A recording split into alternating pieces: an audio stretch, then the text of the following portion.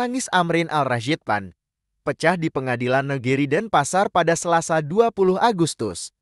Hal itu terjadi setelah pemuda ini menjalani sidang tuntutan karena tega membunuh seorang wanita PSK bernama Rianti Anesia secara sadis di Kuta Badung.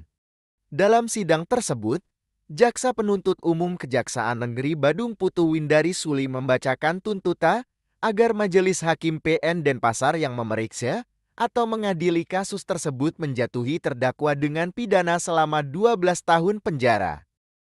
Hal yang meringankan, yaitu pemuda asal Balikpapan, Kalimantan Timur itu belum pernah dihukum.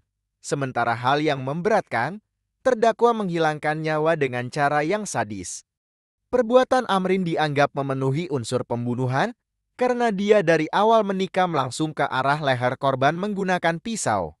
Setelah pembacaan putusan ini, agenda sidang akan dilanjutkan dengan penyampaian nota pembelaan dari pihak terdakwa. Selesai sidang, Amrin yang berderai air mata tampak berusaha menutupi wajahnya sembari ditenangkan oleh orang di sekitarnya. Selanjutnya, dia dibawa kembali ke tempat tahanan.